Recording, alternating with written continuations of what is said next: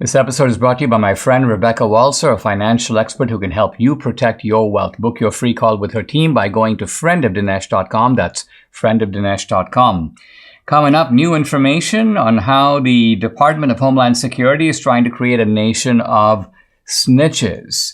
I'll reveal the significant revelations in Representative James Comer's press conference on Biden family corruption. And I'll consider the implications of the Trump verdict in the E. Jean Carroll case and also of Tucker's migration to Twitter. If you're watching on Rumble or listening on Apple, Google, or Spotify, please hit the subscribe button. I'd appreciate it. This is the Dinesh D'Souza Show.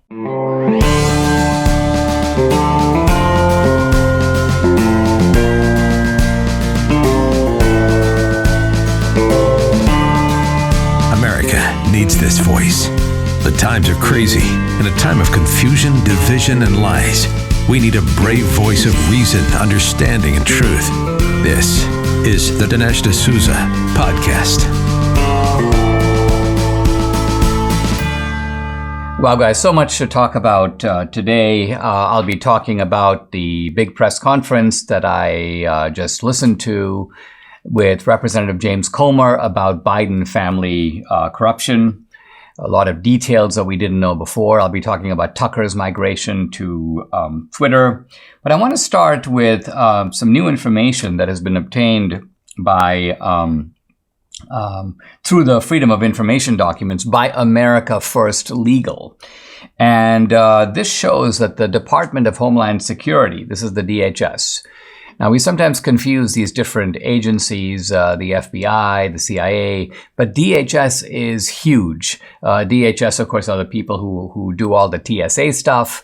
They're charged with maintaining the security of the homeland. Well, as it turns out, they're doing a lot beyond that, or put it differently, they're getting involved in normal political debates, and they are trying to educate Americans on ways that we can, well, become spies on each other, become snitches. They're trying to create a nation of snitches. And they're doing it under the guise of, quote, de-radicalization. So supposedly, they're identifying people, again, not Islamic radicals, not Chinese spies, not people who are trying to blow up buildings or blow up airplanes, but rather citizens in the United States who have political views that are supposedly, quote, radical. And they're telling ordinary citizens, here are some things you can do to de-radicalize the situation, de-radicalize these people. The kinds of people that they are talking about, it turns out, and I'm getting this from their examples, is suburban moms with pro-life beliefs, quote, old high school friends who believe in, quote, conspiracies.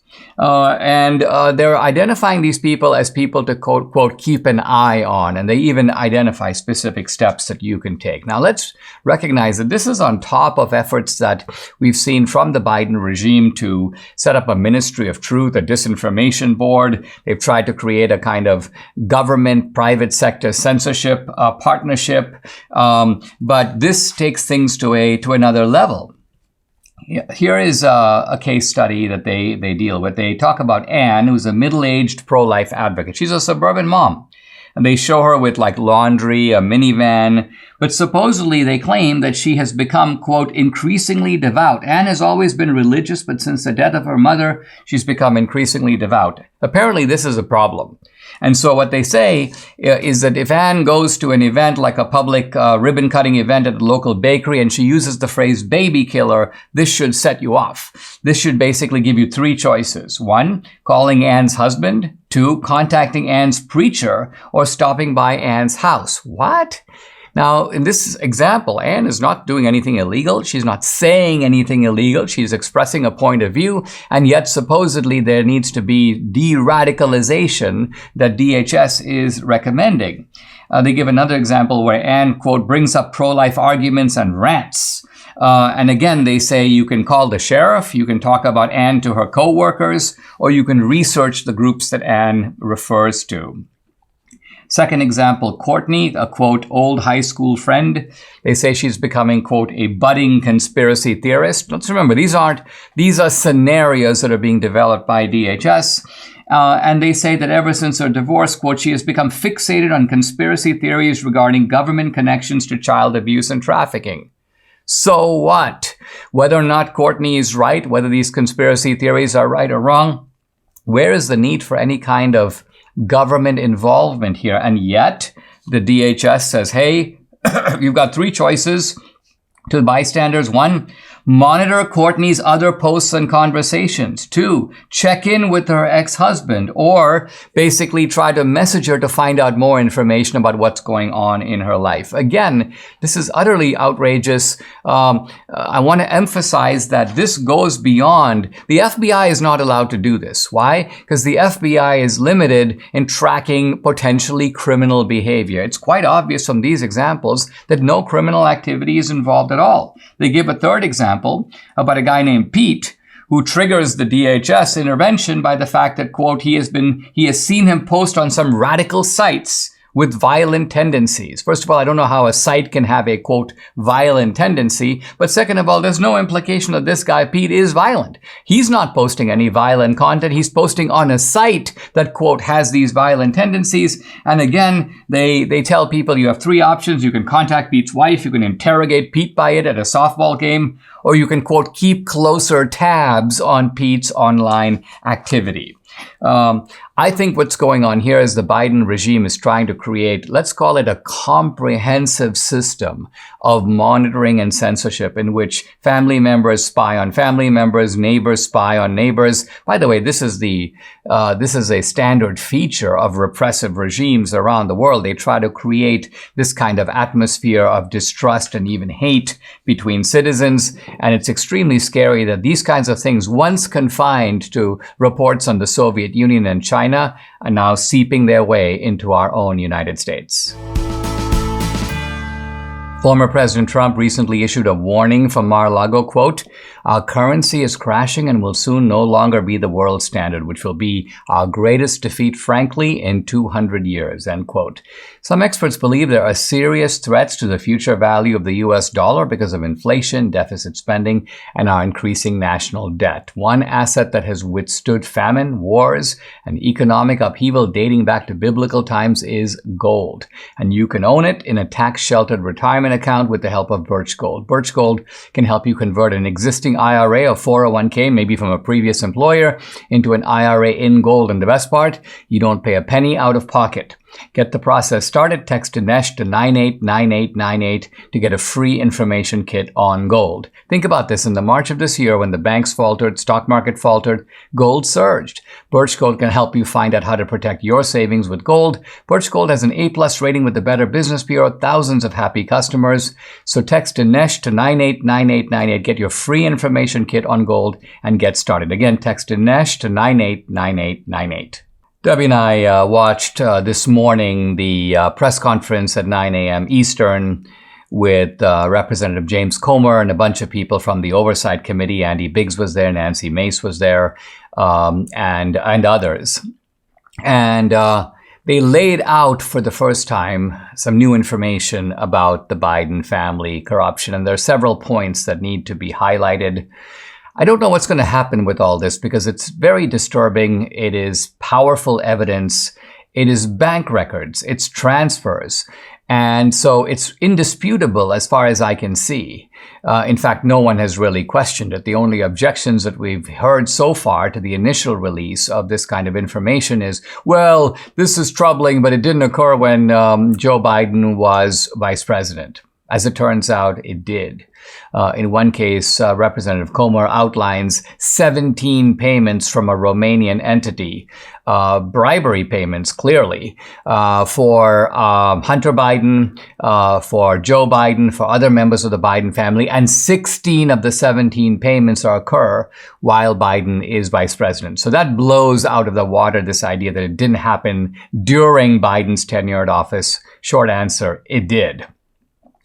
A second point that the left raises in regard to these transactions is the idea that, well, Trump and his organization and his entity also had business relationships abroad during Trump's tenure. So the idea here is let's cover for the Bidens by a kind of whataboutism. What about Trump?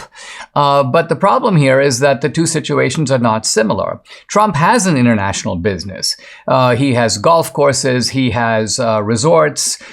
He of course was a television star and he made television deals. So the Trump organization is an organization that set up a $1 billion plus franchise, and it has legitimate business dealings. So and those business operations continue, of course, not with Trump himself, but Eric Trump running the company. And so this is not the same. What is the Biden family's international business? There is none. What is their domestic business? There is none. So this is a point that Comer and company made today, that Biden's only business is politics. And so the only thing that he has to sell is influence. And you find this influence, well, today's press conference focused really on transactions coming from Romania and transactions coming from China, both of them extremely disturbing. The Romanian guy is a Romanian tycoon who was subsequently convicted of obstruction of justice and was being investigated for corruption. And this guy is funneling money to the Bidens. Now, the way this is done is itself very revealing, because the money typically goes to some Biden associate, not to Biden himself, some Biden associate, a guy like Rob Walker. They collect the money, and then in a predictable way, this money is then dispersed to a series of shell accounts. These are LLCs, limited liability corporations, that are ways of paying the Bidens, and then the money ends up in the Biden family's own account. And not just Hunter Biden. One of the first things that James Comer said at the outset, this isn't just about Hunter Biden. Comer had previously said, don't go ahead and indict Hunter Biden as if you're acting like he was the kingpin. He's not the kingpin. He's the bag man. 9 Bidens at least are involved, and there could be more.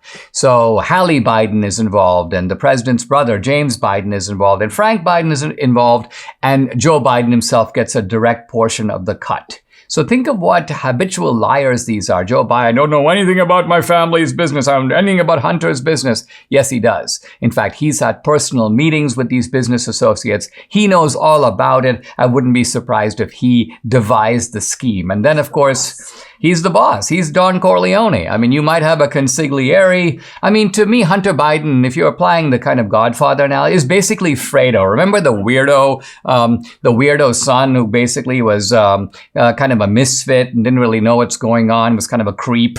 Well, Fredo was the guy. Fredo is Hunter. But then there are many other Biden family members involved. And you not only have this Romanian guy pouring money into the Bidens, and by the way, this is at a time when Joe Biden goes to Romania, is lecturing them about the need to avoid corruption. I mean, the irony is just so powerful. Joe Biden, fighting corruption is the key to a democracy. Meanwhile, money is flowing under the table into the Biden family from Romanian business entities. And then China. You've got people closely connected with the Chinese Communist Party, people who actually have a supervisory role in Chinese intelligence, people who are close to Premier Xi. And these are people sending money to the Biden family, again, through intermediaries and through these shell corporations. At one point, it might have been Andy Biggs, so I don't remember if it was Byron Donalds. In any event, they lay out all these entities set up by the Bidens. There's Rosemont Seneca, there's Rosemont Seneca Alpha, there's Rosemont Seneca this and Rosemont Seneca that. And the point is, the only reason you do all these 27 Rosemont Senecas is you want to hide money. You don't want the IRS to know about it. More importantly, you don't want the American people to find out about it. I should also say you don't want the press to know about it, but of course the press is in on it. They've been covering Biden family corruption. Essentially, the press is the PR agents for the Bidens. It's almost like the mafia has hired its own PR company, except this PR company happens to be the Washington Post, the New York Times, and so on. So a frightening scheme. And as Debbie and I watch it, first we go, this is impeachment material. And then after a little while we go, this is treason. Just when you thought things couldn't get better, Mike Lindell and MyPillow have launched My Mattress Topper 2.0. It's going to change the way you sleep. The new 3-inch MyPillow mattress topper is made up of 3 unique layers. Layer 1, MyPillow patented foam, which provides superior support and durability. Layer 2, transitional foam, which provides optimal comfort, evenly distributes body weight, and helps relieve pressure points. And layer 3, the cover, made from a special material to keep your body temperature regulated through the night. This MyPillow mattress topper is washable and dryable. It's made in the USA, comes with a 10-year warranty and a 60-day money-back guarantee. The incredible 3-inch mattress topper is as low as $219.59 with promo code Dinesh. So go ahead, call 1-800-876-0227. Again, the number 800-876-0227, or go to mypillow.com, but make sure to use the promo code DINESH Dinesh. I want to tell you more about the deep veins of corruption that involve the Bidens. And now I'm turning to the letter that was signed by 51 prominent intelligence agencies, heads of the CIA, heads of the FBI, and other intelligence agencies, all affirming that the Hunter Biden laptop was a Russian disinformation operation.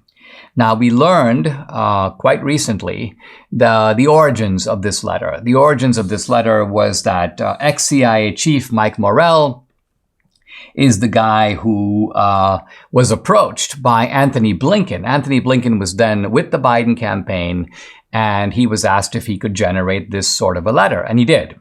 And now we find out that Morell was shopping the letter around to other intelligence chiefs and using CIA agents and CIA resources to do that. So let's stop for a moment. The CIA is supposed to be concerned with foreign involvement, foreign dangers to our country. And yet here is the CIA, existing CIA agents, were circulating the letter and encouraging other people to sign it. I think this is disturbing. It's shocking. It shows inappropriate intervention by the CIA. And this is something that needs to be not only investigated, but punished.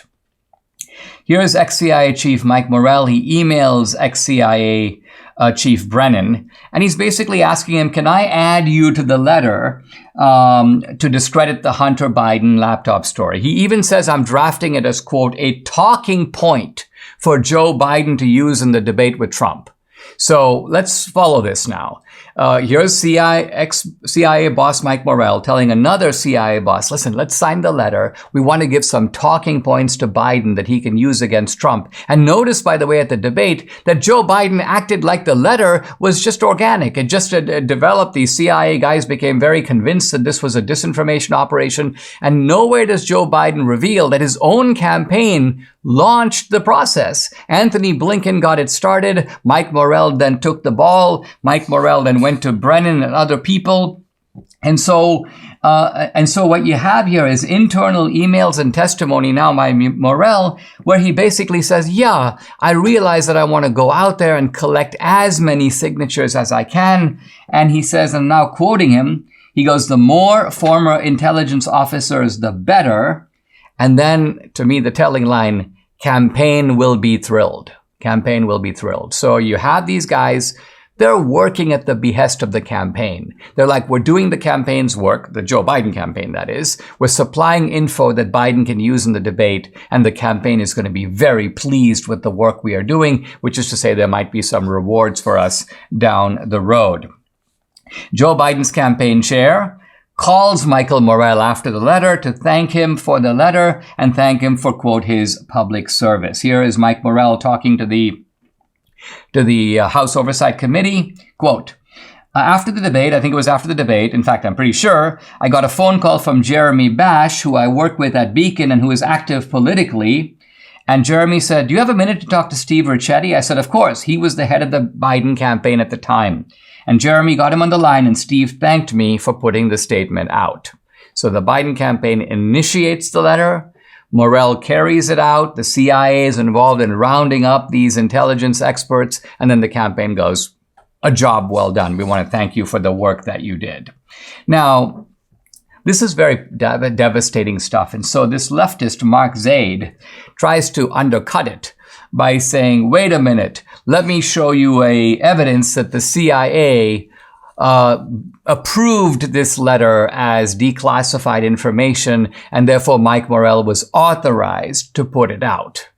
But this is not the point, because as Miranda Devine points out, this is Miranda Devine of the New York Post, she goes, Mike Morell drafts this letter and submits it for CIA clearance, and he is given that clearance in 5.5 hours. So let's think about this. Normally you submit a letter. It can be weeks, even months before it's approved, but this is a 5.5 hour process. He submits the letter, they clear it. So what this really shows you is that the CIA is institutionally working actively on behalf of the Biden campaign. So this, far from defending Biden, actually goes on to enhance the point that we've got a corrupt CIA. So we know we have a corrupt FBI. We now have a corrupt CIA. And by corrupt here, I mean partisan. The CIA is not supposed to be involved in campaigns in this way. It's not supposed to be involved in saying, listen, let's put our resources, and in this case, false resources. Let's remember, it's not like the CIA is putting out any legitimate information. Oh, we have intelligence that's warning us about a foreign attack. Nothing like that. What they're doing is participating in a disinformation campaign. And we're told so often we need to worry about misinformation and disinformation on the internet. Misinformation put out by QAnon, disinformation put out by some Yahoo here and there. We're talking about disinformation being coordinated at the highest levels of government. Disinformation that is then dishonestly packaged and transmitted by the press. Disinformation that has the impact of moving, perhaps even decisively altering election outcomes. And it is troubling, to say the least, that all of this is going on, and that the person on behalf of who it was going on is now sitting in the White House. Aches and pains have definitely met their match. Debbie and I started taking Relief Factor 2 years ago. The difference we've seen in our joints, nothing short of amazing. Aches and pains are totally gone thanks to this 100% drug-free solution called Relief Factor. Now, how does it work? Relief Factor supports your body's fight against inflammation. That's the source of aches and pains. The vast majority of people who try Relief Factor become regular customers. They order more because it works for them. Debbie is a true believer. She can finally do the exercises that for a long time she wasn't able to do. So Relief Factor has been a big game changer for her, her aunt, other members of our family, Mike here in the studio, and for many other people. You too can benefit. Try it for yourself. Order the 3-week quick start for the discounted price of just $19.95. Go to relieffactor.com or call 800-4-RELIEF to find out more about this offer. The number again, 800-4-RELIEF, or go to relieffactor.com. You'll feel the difference. I want to say a few words about this remarkable development. Tucker Carlson is migrating to Twitter. Now, what this means is that Tucker is developing a show. Apparently, it's his old show, but with modifications. So there'll be a kind of new thrust to it, perhaps. And Tucker also says, quote, some other elements will be added that he's going to tell us about later. But this is now going to be featured on Twitter. Now, some weeks ago, I think it was some weeks ago, Elon Musk introduced a feature in Twitter, which was essentially the ability now to create podcasts and upload content on Twitter itself. And this clearly means that Elon Musk sees Twitter as bigger than Twitter. It's not just about Twitter. It's basically Twitter with a YouTube feature, and I think he's thinking with a Meta and Facebook feature. So Elon Musk is out to compete with those platforms, which, honey, I think is a really good thing, because if he can blow YouTube out of the water, that would actually be very good news for the country. And I say good news for the country not because I have a corporate interest in Twitter over YouTube, but I have an ideological interest in free speech over systematic censorship. So Tucker says we're back. And apparently what he means is that he's going to start pretty soon. Now, Fox has a contract with Tucker, a contract that apparently goes through next year. And Fox maybe was hoping that they would continue to pay Tucker, and Tucker would not create anything that would be somehow competitive with Fox. But I think if Tucker does his show, just imagine if he were to upload his show, let's just say at 8 p.m. and then replay it at 9 p.m. in prime time on Twitter as an alternative to Fox.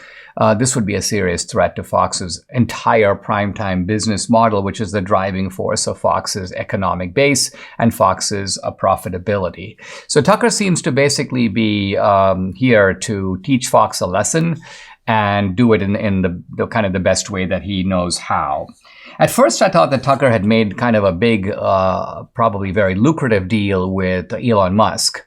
And I say lucrative deal because there were other people who had come forward. One of them, Patrick Bet-David, whose podcast I did some months ago. Patrick Bet-David is a very successful entrepreneur. And he put out there, he goes, listen, I'm willing to make like $100 million deal with Tucker over 5 years, offer him the presidency of my company. He can do all kinds of things within valuetainment. And when I first heard about Tucker's moving to Twitter, I thought, well, maybe Tucker got an even more lucrative deal from someone who can easily afford it, Elon Musk. But then Elon Musk put out a statement basically saying, no, I didn't make any deal. I am offering Tucker the same thing I'm offering any content creator, which is that you can create a subscriber base here on Twitter, and you can put out free content, but you can also put on subscription content behind a paywall. And if you put on subscription content, frankly, you can keep most of the, or maybe all initially, of the revenue from that. So what I like about this is it shows a certain kind of boldness on Tucker's part. He's not actually going with something that is a secure deal, but he's going with the market. And he's also going with free speech. Tucker in a video specifically he goes, listen, there's one big free speech platform out there, and that's Twitter. And he goes, we need free speech. And so I think he's explicitly allying himself with the free speech platform. I think he has discussed all of this, by the way, with Elon Musk. In fact, he had Elon Musk on his program not all that long ago. So what does all this mean? Well, first of all, a lot of other people are running scared. I saw this quite amusing clip involving Brian Stelter. Brian Stelter was booted, of course, off of CNN, but he's still out there making videos.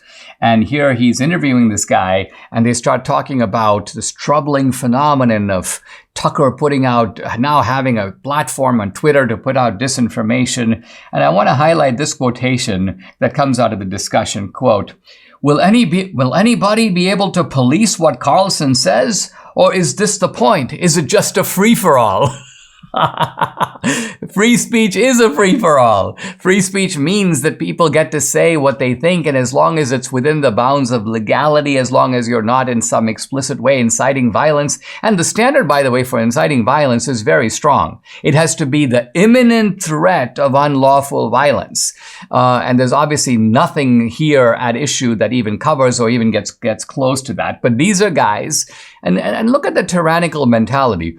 Who's going to be policing Tucker Carlson? I guess the assumption is that if you work for a TV network, and this is true, you are being policed, right? You are under the control of your bosses. They're telling you what to say. And this is, even though a lot of TV hosts, these guys tend to be somewhat egotists, and they hate to admit that they're being told in their ear, don't say that, do say this, you're not allowed to do this, it's policy that you can't do that. The simple fact is that does go on at Fox.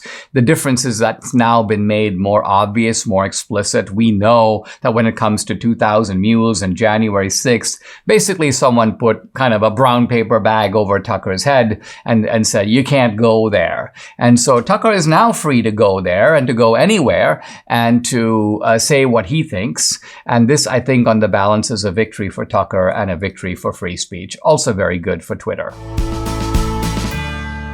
Debbie and I have been eating better this year. We've lost weight, but foods we can't seem to eat enough of, and it's a requirement, are veggies and fiber. Now, what better way to get all your fruits and veggies plus fiber than with Balance of Nature?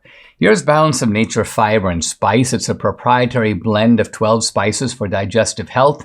The intense flavors and deep colors of the spices are the most condensed, whole food source of phytonutrition available. It's recommended to be paired with this product, the star product, fruits and veggies in a capsule. So easy. Select the whole health system for the best price. Start your journey to better health right now. Take advantage of Balance of Nature's great offer, $25 off plus free fiber and spice with your first preferred order of fruits and veggies when you use discount code America. The offer can end at any time, so act now. Call 800-246-8751. That's 800-246-8751, or go to balanceofnature.com. Use discount code America. I got to say, this verdict in the E. Jean Carroll case, a rape claim, a defamation claim, and Trump is ordered to pay. He's liable. He supposedly committed a battery on E. Jean Carroll. He owes her now a total of some $5 million, a combination of actual damages and punitive damages. Well, what can I say except this is absurd, and this is New York, and this is a highly biased jury all over again, not to mention a judge who seemed almost fanatically opposed to Trump. This is Judge Lewis Kaplan, Clinton appointee. And this guy, by the way, blocked all kinds of evidence from even going to the jury. For example, E. Jean Carroll's lawsuit was funded by a leftist billionaire. This is Reid Hoffman, a guy, one of the founders, I believe, of LinkedIn. And you'd think this would be relevant for the jury to know. This is a woman not paying for this case. She's being bankrolled by leftist and Democratic interests. The judge goes, no, it's not relevant. I'm not going to allow it. So this creates the basis for Trump to appeal. Now, I saw this morning that Eric Fartwell, or should I say Swalwell, was basically saying Trump has been convicted. Trump has been convicted, but this is false. A conviction is only relevant in a criminal case. If you have a civil case, you're not convicted. A judge may find you liable, and you're talking ultimately about money damages. You might be ordered to pay, but that's not a conviction because no criminality is being alleged or involved. And so what was cool was that Community Notes pops up right under Swalwell's tweet, basically just saying, this is false, this is misleading, because it's using criminal language to refer to a non-criminal case. And so here we find the fact checkers finally. We finally have fact checkers, not on our side, because these aren't fact checkers that are making some right-wing point. They're doing actual fact checking. They're familiar with the law, and they're correcting Swalwell on something where Swalwell is wrong. Happily, they're not banning Swalwell. They're not saying that Swalwell can't tweet false information. He can, but the false information is that just exposed and highlighted.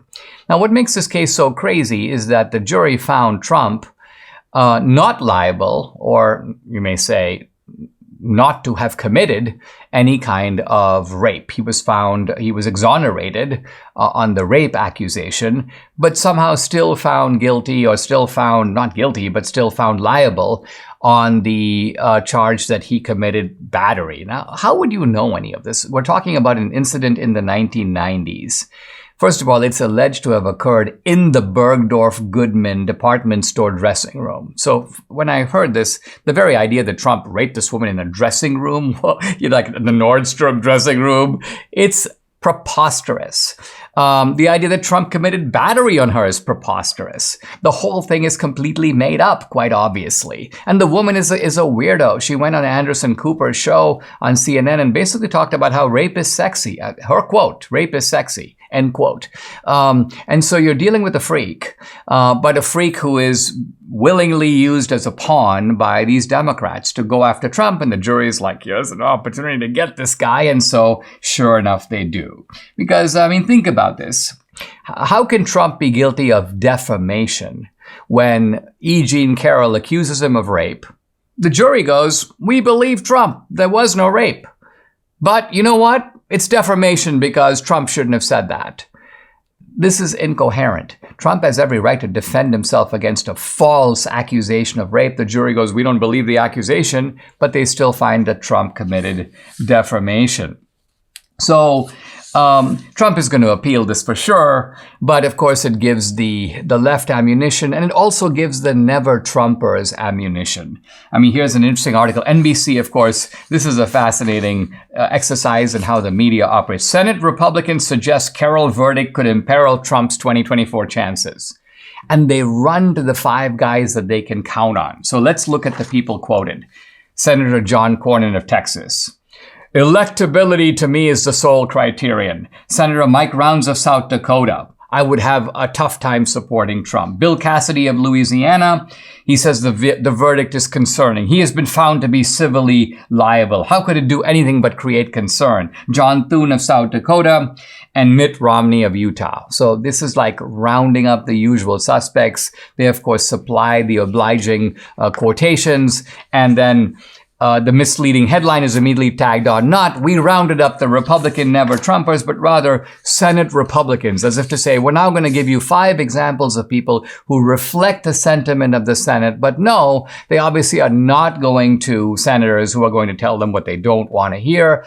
It seems to me that the Republican base and pretty much any Republican with a brain knows that this was a hit job. This is an absurd situation. Obviously, it's a situation Trump has to deal with. He has to go through the expense of fighting an appeal. Hopefully, the whole thing will be overturned and tossed out. But in the meantime, the verdict serves its purpose, which is to give ammunition to the other side to basically say Trump is unelectable, Trump should step out, and the Republicans should nominate someone else. I'd like to invite you to check out my Locals channel. I post lots of exclusive content there, including content that is censored on other social media platforms. On Locals, you get Dinesh Unchained, Dinesh Uncensored. You can also interact with me directly. I do a weekly Q&A every Tuesday, 8 p.m. Eastern, and no topic is off limits. I've also uploaded a whole bunch of very cool films to Locals, both documentaries and feature films, my films, and also films by other independent producers, including 2000 Mules. I'll be putting up the new film that I'm doing this year, and you'll also get the inside scoop about all that on Locals. If you're an annual subscriber, you're able to stream and watch these films for free. So check out my channel at dinesh.locals.com. I'd love to have you along for this great ride. Again, it's dinesh.locals.com. I've been talking a good deal, well, the full time on the podcast about domestic politics. Want to take notice of something on the international front. I was watching a video on social media, and it shows a bunch of nurses in South Africa, and they're kind of dancing around and chanting and singing, and you have to pay a little bit of close attention to realize that their song is called Kill the Boer. Now, who are the Boers? The Boers are the Dutch people who migrated to South Africa. This is going back to the 19th century. And the Boers are the whites of South Africa. Now, there are also some whites of English descent, so they're the Boers and the English, but many of the English have already left South Africa. And the Boers have stayed because it is their country. They've been there for well over 100 years. And so they've assimilated into South Africa. But now it's a new South Africa. Frankly, it's a black South Africa.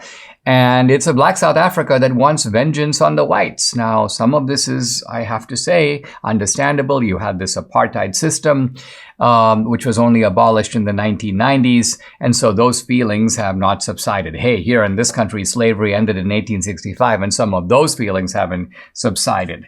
But all this being said, the Boers are a very successful group in South Africa. And even now, when they don't have political power, arguably they were successful under apartheid because they were the ruling class, and so rigged the system politically to benefit them. But now the system is rigged politically against them. And nevertheless, they are thriving. And so what's happening is that you find black activists raiding these Boer farms. There have been some brutal massacres of Boers. And so the Boers have come up with a solution. It's called Get the Heck. Let's create our own country inside of South Africa. Let's call it Boer country. There is an example of this, a town called Orania, created by the Boers. And Orania has only 3,000 people, and it's based on a principle that is called self-werkzaamheid, which essentially means doing your own work. And what have the Boers done? They've basically decided everything on this piece of land is going to be built by us. So nobody can say we took it from somebody else. Nobody can say it's the result of any kind of appropriation. It's not the result of apartheid. We will construct every building. We will build every road. Every brick is going to be laid by an Afrikaner.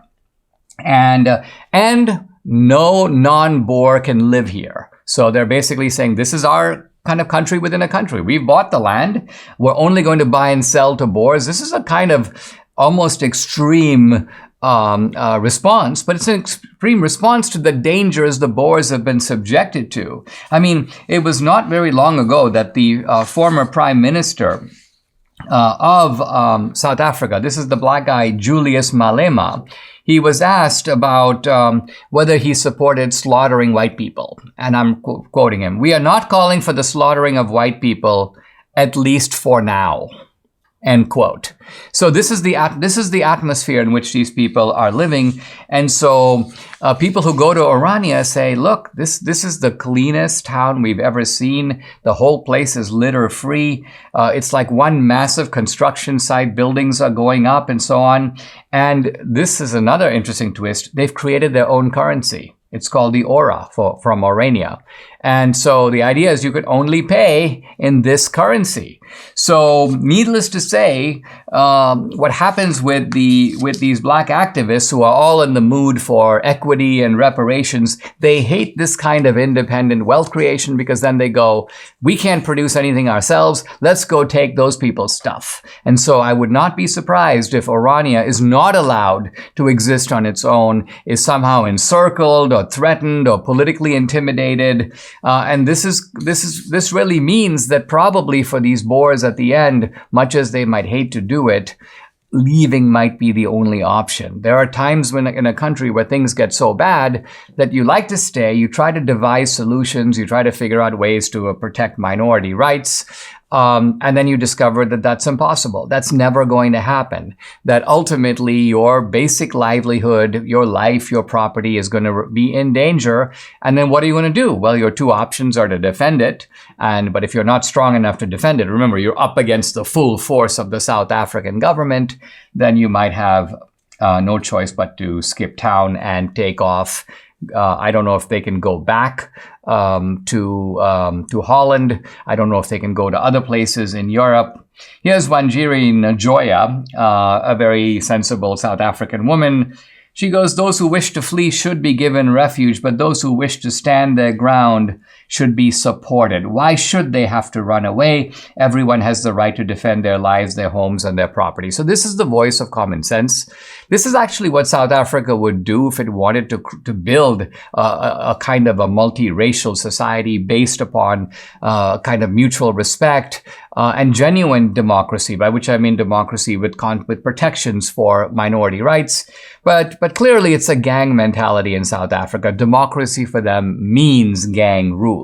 Now, again, I emphasize that they would say, yes, if it's gang rule, it's response to the gang rule that came before. But sometimes gang rule is not the best solution to previous gang rule because all you get is more gang rule. I'm continuing my discussion from What's So Great About Christianity, the chapter called Natural Law and Divine Law, the Objective Foundations of Morality. And I want to talk more about, is morality universal? Is it objective? And what about the objections of relativism, moral relativism and cultural relativism? Well, anthropologists have been studying the norms and practices of cultures around the world for several decades now, and they've made two findings. One is that morality, the existence of morality, is universal. Scholars know of no culture, past or present, that doesn't have some elaborated system of morality. Now, moral standards may seem to vary from one culture to another, or even within a particular culture, but every culture distinguishes what is from what ought to be. So it's impossible for culture to kind of rise above morality or get out from under it. Morality is in that sense fixed. Second, the moral diversity we often hear about is in fact vastly exaggerated. Let's start with the major religions of the world. They disagree quite a bit about God, but they agree quite a bit about morality. All the major religions have some form of the golden rule, basically do unto others as you would have them do unto you. Going back to the 1990s, the theologian Hans Kung assembled what he called a parliament of leading religions, representatives of the world's religions, Jews, Christians, Muslims, Hindus, Buddhists, and they issued a declaration of common beliefs. The point of which is, hey, listen, there's a wide range of moral values that are held across religious boundaries and across the world. Now, this moral unanimity, not confined even to monotheistic or even religious cultures. Think about the Greeks and Romans. I'm talking about pre-Christian Rome. They shared many of the moral teachings of Judaism and Christianity, even though Athens and Rome were once polytheistic empires. Confucius in his Analects outlines what seems to be kind of a secular system of morality, doesn't have any substantial theology, but when you look at it, you find that he covers precepts that are very familiar to us. Anthropologists have found many of the same moral principles even among cultures that are animistic or have no formal religious beliefs at all. Now, sometimes you will find diversity of moral practice, but when you probe a little closer, you notice that there's not really a diversity of moral standards.